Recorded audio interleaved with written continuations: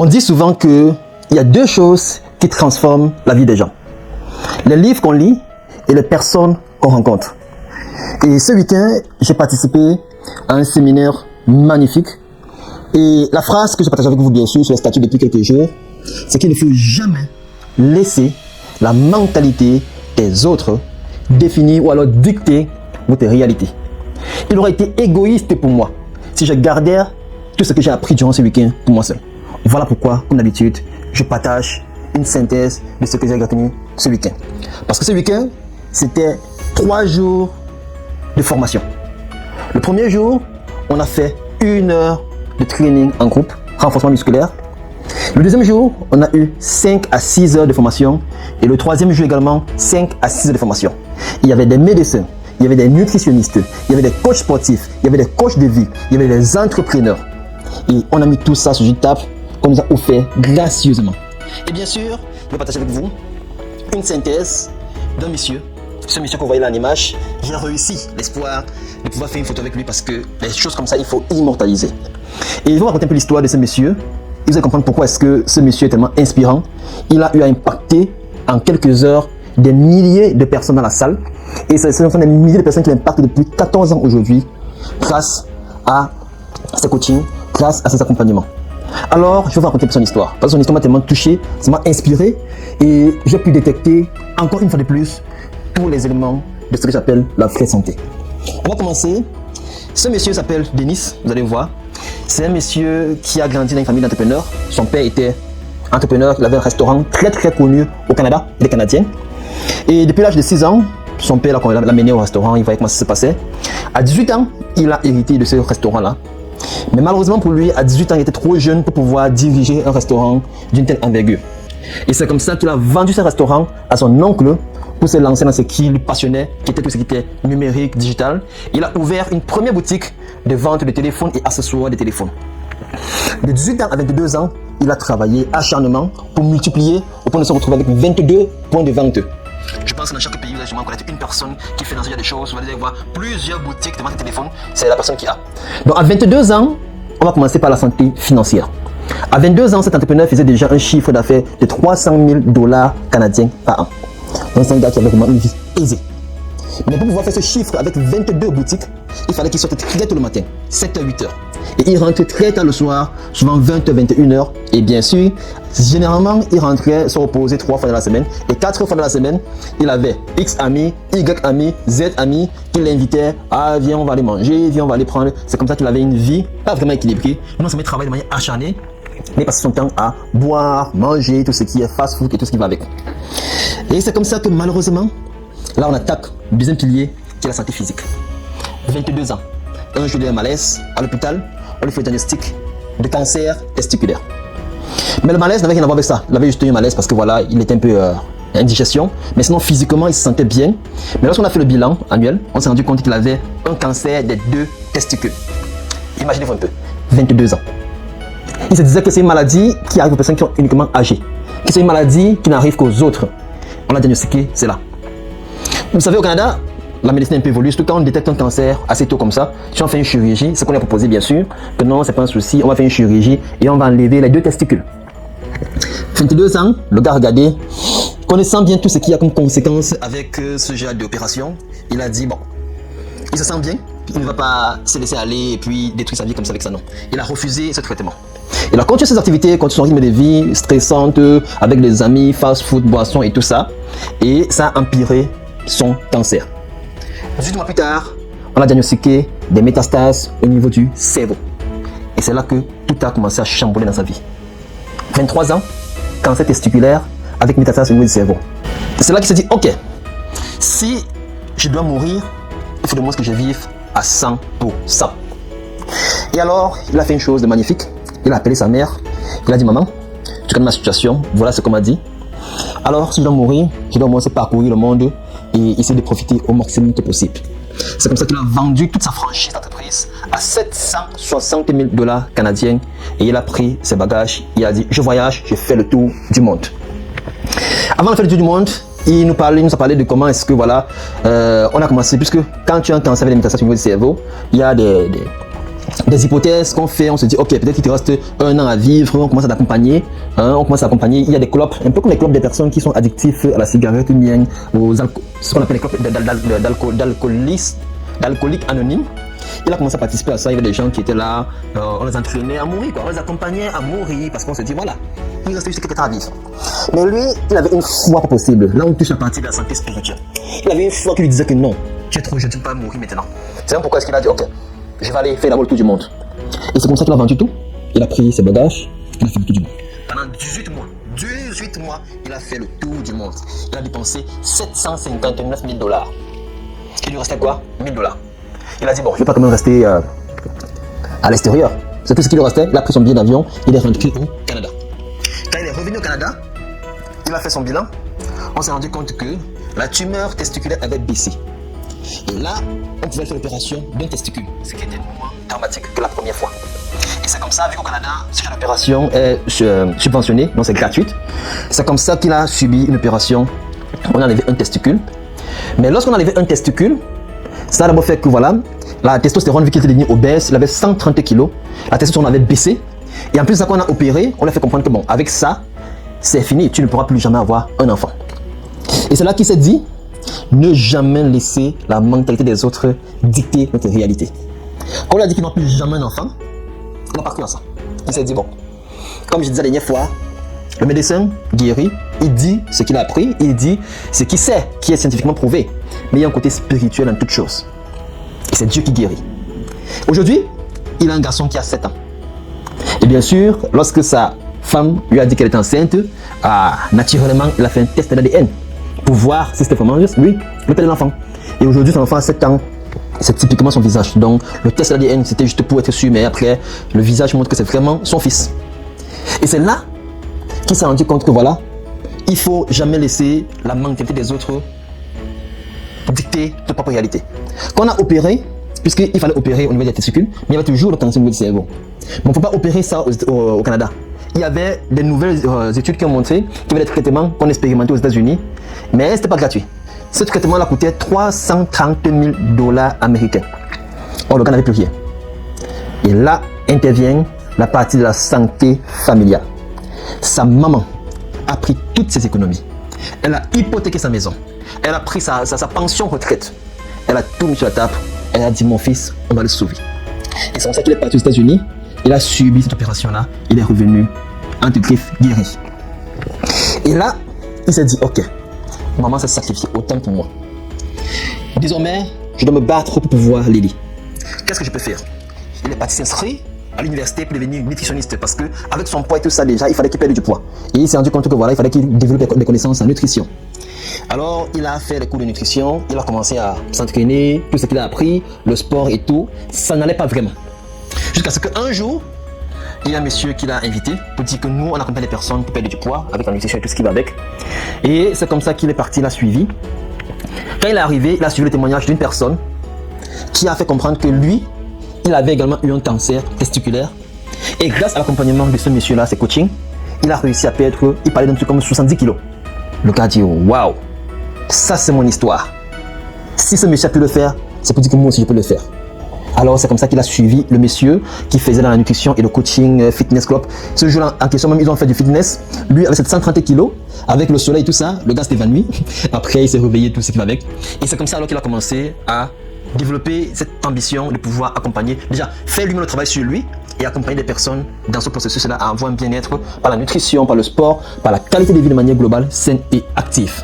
Ça c'est la partie de la santé physique. Et c'est comme ça qu'il a commencé à développer aussi son mental parce que vous savez que tout ce qui concerne la perte de poids, c'est d'abord un défi plus mental que physique. Il a commencé à lire des livres, à suivre des différents trainings, à travailler son mindset pour avoir l'état d'esprit qui est positif, pour avoir un mindset qui est positif. Ça c'est la partie de la santé mentale. Et c'est comme ça que voilà, il s'est décidé, ok, je suis nutritionniste, je vais commencer à faire de l'activité, je voyais un peu des résultats sur moi. Il a ouvert un club de nutrition et bien-être avec fitness. Lorsqu'il a ouvert, là on attaque directement la partie de la santé sociale. Les proches. Quand il a ouvert ce club, il a invité des amis. Il a lancé des campagnes, il a invité, fait la promotion et que les gens viennent à l'ouverture de son club. Il a lancé l'invitation, des milliers d'invitations. Et il a eu 100 personnes qui sont venues. Parmi les 100 personnes, Combien de l'entourage était là? C'est-à-dire que ses amis proches et sa famille. Un seul. Un seul. Qui est jusqu'aujourd'hui son meilleur ami. Et avec qui aujourd'hui ils impactent des millions et des millions de vies. Comme vous dites quoi? Les personnes qui sont autour de vous ne sont pas les personnes qui vont vous encourager dans ce que vous faites. Mais il faut toujours rester focus et vous dire ok, la santé socio-émotionnelle, il faut savoir maîtriser ses émotions, il faut savoir discipliner les différentes déceptions qu'on a dans la vie. Et c'est comme ça qu'avec cet ami-là, ils se sont mis ensemble, ils ont fait bouger le club. Au début, les gens venaient, 3 personnes, 4 personnes, 5 personnes, 6 personnes. Mais le gars continue à faire des actions. Des actions, des actions. En passant, Bruce il disait que il ne craint pas une personne qui donne 10 000 coups en une seule fois, mais il craint une personne qui donne un coup chaque fois pendant 10, qui donne un petit coup 10 000 fois, régulièrement. On dit les petites actions répétées, ce qu'on appelle l'effet cumulé, ça apporte des grands résultats.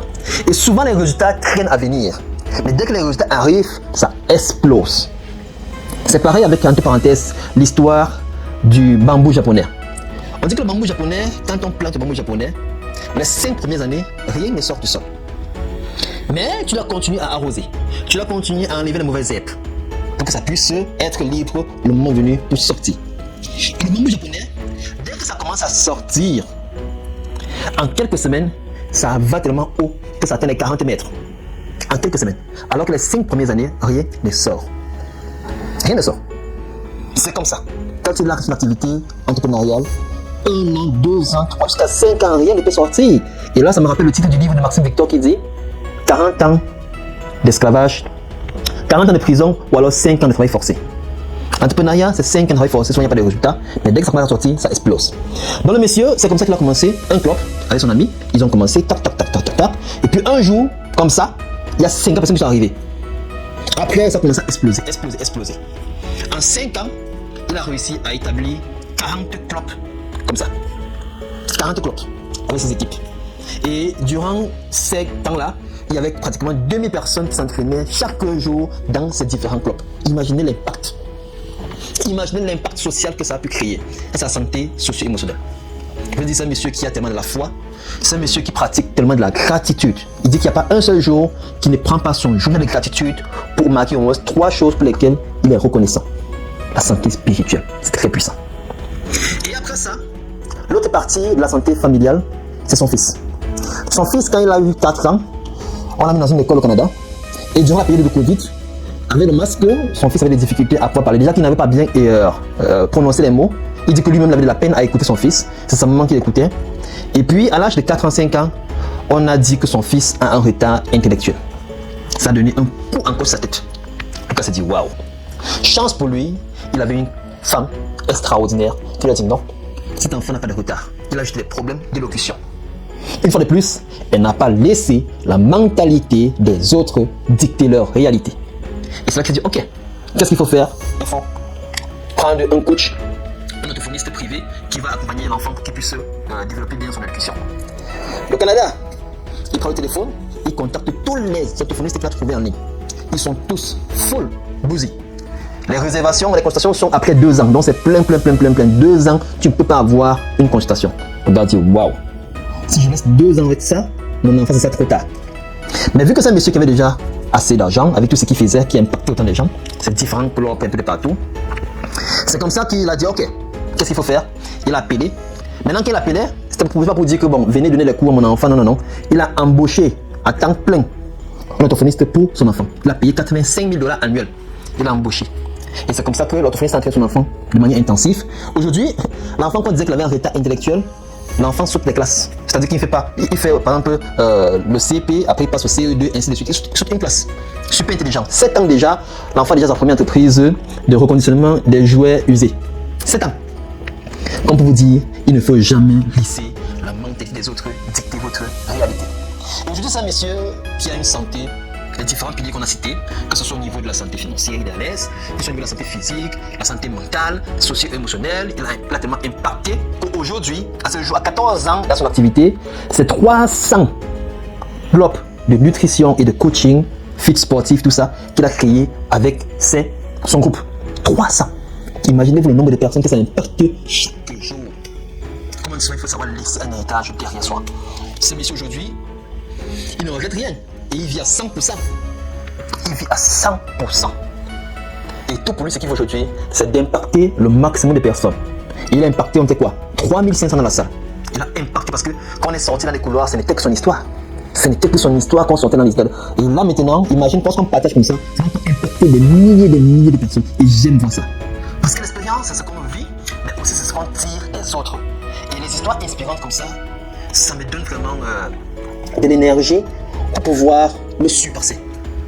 Et dans ça, j'ai dit, mais voilà une autre opportunité. Déjà que bon, dans mon projet des cliniques futures, j'avais déjà mis en tête que je devais construire une salle spéciale pour le sport et une autre salle spéciale pour l'éducation de manière générale, la nutrition et tout ce qui va avec. Mais mon projet, j'ai déjà fait le business plan, ce sont des millions. Je n'ai pas encore réuni tout ça.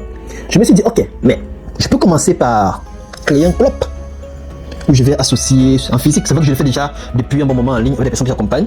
Mais j'ai dit, je peux créer un club physique. Ça aura plus d'impact. J'ai dit, oui, c'est intéressant ça. Alors dites-moi, si je le fais, je vais le faire en hybride. Je vais faire une partie sur place en physique, une partie en hybride.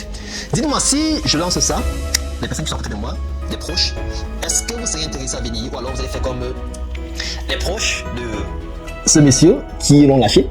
Mais je sais que je lance une ou deux personnes qui sont des très très bons amis qui vont me suivre. Déjà que j'ai un ami qui est mon élément, on travaille tous ensemble. Le projet, on le fait ensemble à fond.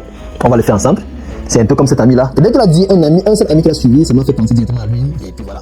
Mais c'est qu'il y a d'autres amis également qui peuvent également sur le projet. Est-ce que si je lance ça, vous serez pas tant? Même si vous êtes à distance, on peut le faire en ligne, on peut faire des feeds sportifs en ligne, des recettes en ligne, nutrition, éducation, tout ça. Aujourd'hui, le monde avec Internet, avec digital, avec l'IA, on peut faire beaucoup de choses en hybride. Donc dites-moi si ça va vous intéresser. Et dites-moi en commentaire s'il y a un des éléments de l'histoire de ce monsieur inspirant qui vous a touché.